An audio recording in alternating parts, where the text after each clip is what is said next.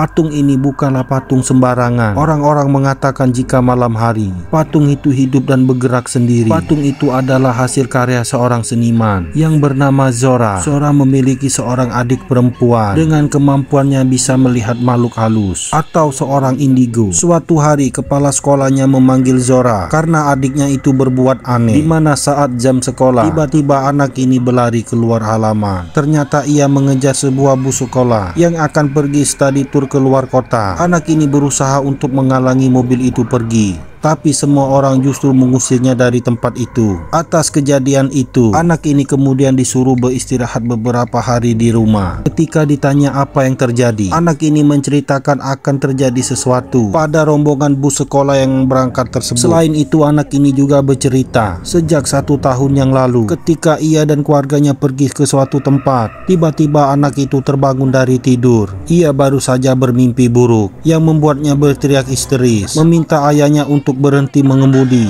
Lalu tak lama kemudian sebuah mobil truk menabrak mobil mereka hingga merenggut nyawa kedua orang tua mereka. Sejak saat itulah anak ini sering melihat sosok wanita hamil yang berdiri di pojokan kamarnya. Makhluk apa yang menerornya? Sosok hantu wanita hamil tiba-tiba muncul dan meneror anak ini. Mendengar adiknya berteriak, Zora berlari. Anak itu terus menunjuk ke satu arah sambil terus merasa ketakutan. Namun Zora tak melihat apa-apa. Tapi adiknya tak berhenti melihat ke arah itu. Hanya anak itu saja yang bisa melihat makhluk itu. Sampai pada akhirnya Zora kesal lalu membuka pintu. Ia pun memeriksa helaian kain yang ada di luar rumah tersebut. Tiba-tiba ada sosok manusia di balik kain putih yang terlihat jelas oleh mata Zora. Begitu juga dengan kedua asisten rumah tangga mereka. Zora terdiam dan terkejut melihat penampakan itu. Keesokan harinya pacar Zora mengajak ke tempat paranormal. Dia adalah Sekar, seorang paranormal yang dulu pernah membantu kedua orang tua mereka dari gangguan makhluk halus. Sekar mengatakan bahwa anak itu adalah anak indigo yang bisa melihat makhluk tak kasat mata. Tapi sepertinya Zora tak nyaman dengan keterangan tersebut hingga ia memutuskan untuk pergi dari sana. Sesampainya di rumah, Zora menonton siaran televisi yang menyiarkan sebuah bus sekolah mengalami kecelakaan hebat. Dari situlah Zora percaya bahwa adiknya adalah seorang indigo.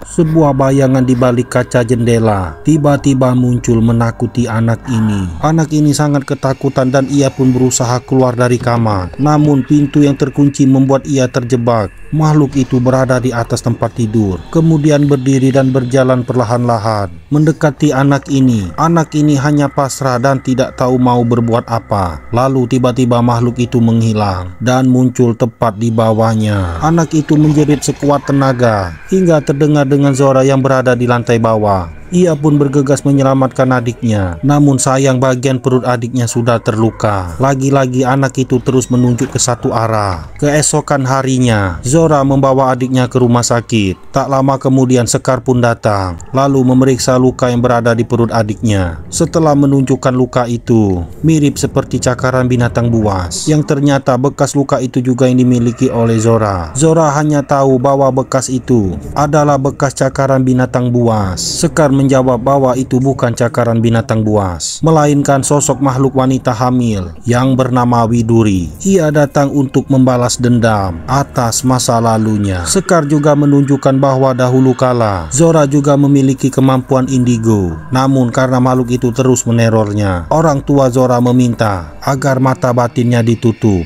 Dan ternyata kini malah adiknya yang memiliki kemampuan itu. Bagaimana nasib mereka berdua?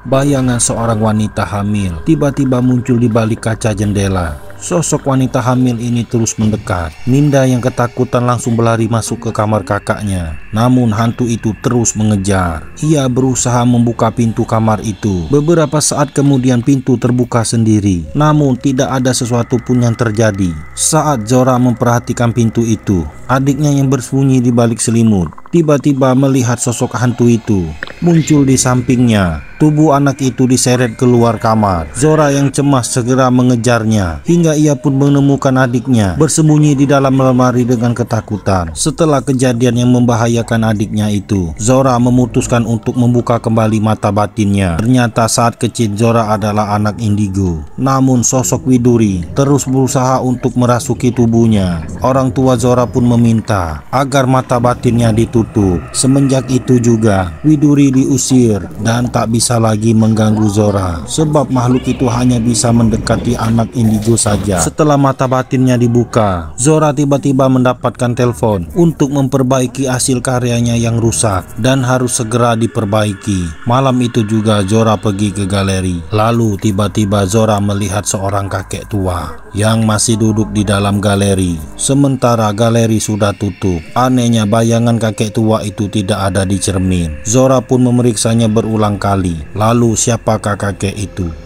Ketika menoleh, kakek ini tidak memiliki kedua bola mata. Zora yang melihat ini ketakutan lalu berlari. Sialnya ia malah terkunci di sebuah ruangan dan kesulitan untuk membuka pintu tersebut. Kakek tua itu mendekatinya dari belakang dan terus mendekat seperti hendak merasuki tubuhnya. Beruntung Zora berhasil membuka pintu. Lalu saat melewati sebuah ruangan, Zora tiba-tiba dikejutkan dengan sebuah patung yang bergerak sendiri. Patung itu mengedipkan matanya, lalu kemudian berdiri tiba-tiba. Setelah itu patung menari seperti seorang perempuan. Ternyata apa yang dikatakan orang-orang itu benar, bahwa patung ini hidup ketika malam tiba. Mendengar teriakan Zora, mereka semua segera datang untuk menyelamatkannya. Pada suatu hari Sekar dan suaminya sedang mengobati anak perempuan yang mengalami gangguan makhluk gaib. Mereka pun bekerja sama menyatukan kekuatan untuk mengusir iblis di badan anak itu. Sampai pada akhirnya mereka pun berhasil mengusir iblis yang menguasai tubuh anak ini. Orang tua anak itu segera membawa pulang putrinya. Ketika Sekar dan suaminya merasa lega dan hendak pergi dari tempat itu, tiba-tiba lampu berkedip. Sekar mengatakan bahwa iblis itu masih berada di sana. Tanpa basa-basi makhluk itu menyerang suami Sekar, menusukkan perutnya ke sebuah kayu tajam. Belum sempat Sekar menyelamatkan suaminya, makhluk itu membunuh laki-laki ini dengan cepat. Sekar pun tak bisa berbuat apa-apa. Sepasang tangan hitam tiba-tiba keluar dari bak mandi,